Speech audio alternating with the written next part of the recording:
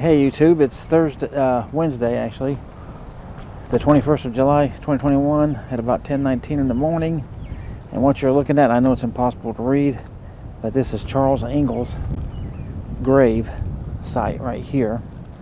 I know you're not going to be able to read this because I can't hardly do it, but this right here says Charles, this right here says Ingles, this says born, and this is January, I want to say the 10th of 1838, I think, and then died June, I think it might say the 8th or the 3rd of 1902. It's so fadey right there.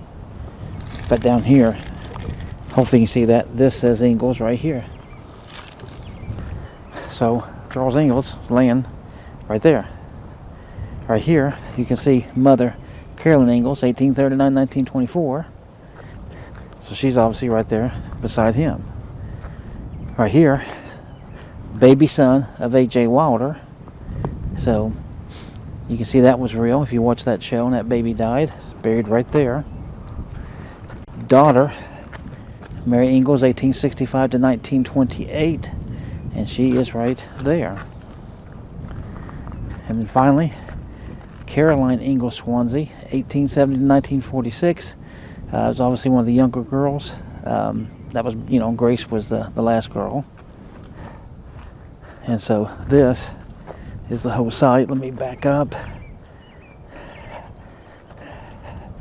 And there you go. This is where the majority of the Ingles family are laid at rest, right here.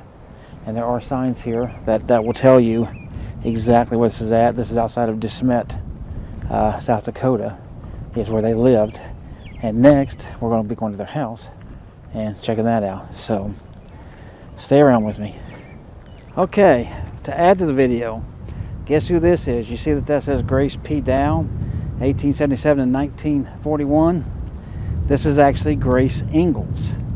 And how do I know that? Well, I was talking to a lady who gave me this map. She's been in town. I hadn't been there yet. And if you look at number 6, right there, it says Nathan and Grace Ingles Dow. So this is that Grace from the family of the Ingles that are buried right up there. So she's down here with her husband. So pretty cool. So let me look at this paper, see what else we can see. Alright, so you see this guy right here, Edward Brown. I'm only interested in this particular grave. This turns out this is the guy that actually married Laura and Almanzo. And so this is what's important about him. That's his wife. Her name happens to be Laura as well. So he's the guy that married them. Alright, so let's move on to the next thing. Alright, we're up on a tower. It's kind of overlooking the Charles Ingles homestead. You can see they got this sign up here at the top. And there's Mansfield, Missouri right there, 566 miles away. That's where Laura and Almanzo are buried, and Rose. But anyway, this is a little tower they have here. It'll be hard to tell in this GoPro video. But that's some of the, I'm sure there's just replicas, but buildings of apparently of where they lived out here on this place. They had 160 acres according to a sign down below this thing. But there's a sort of a church building out there, and these buildings over in here is the homestead area. They got little wagons that are down here that you can stay in if you want. And then just to show you, this is the visitor center for the Wilder, the Ingles homestead, excuse me. And you can see they require admission to go into that building there, and to go into those buildings down there. That sign down there tells you that. So, but I don't think I can walk that far. So we just wanted to see it from up here. Then we're going to go into Desmet, the town, and look for some other stuff. So stay tuned for that. All right, let's start with this sign right here. You see Ingles Home Museum. The house that Pa built in 1887. As part of the Laura Ingalls Wilder Tour, here's the house that Pa built in 1887. Now, I already did the cemetery, and I know that Pa died in 1902, so that means he built this house just 15 years before he died and was carried away to the cemetery there. So let's take a look at what this says up here. It says Ingles home. The Ingles home was built by Pa in 1887. In the beginning of built 3 rooms, which include the east section of the house. The rest of the house was built 1 room at a time as money, time, and weather permitted. The 5-bedroom home was completed in 1889. Laura never actually lived in the Ingles home since she had already married Almanzo Wilder in 1885. Okay, so she was married 2 years before. And they were living on their own homestead, thus she fails to mention the Ingles home in her Little House books. On October 16, 1901, Laura's youngest sister Grace was married in the front parlor to Nathan Dow, a farmer from Manchester, South Dakota.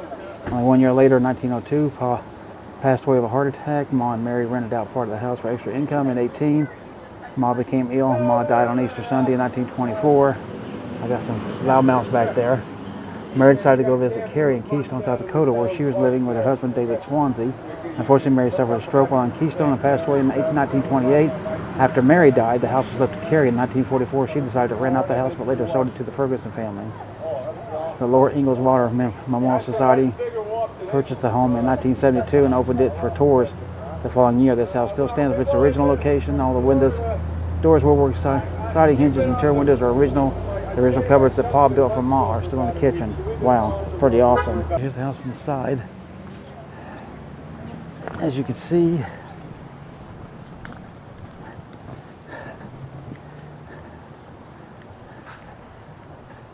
can see they got blinds and everything in the window so you can't see nothing. And that goes upstairs. And there's the backyard. All right, so that's all we'll see of that. All right, so you need to read this here. I will take it down slowly. You can pause it. The wind's blowing like crazy. This will give you a little bit of history. This is where Laura and Almanzo first lived, the first few years of their married life. All that's left is this sign. And it was right up there on that hill, they said, when you read that they had some little shanty up here. And Rose was actually born here. So this was her first known life here. Or she came to life, I should say.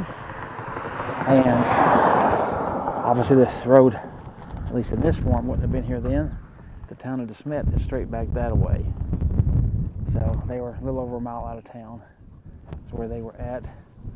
And you see the cows live here now. So this is all that's left of this area. All right, we'll see what else we can see, if anything.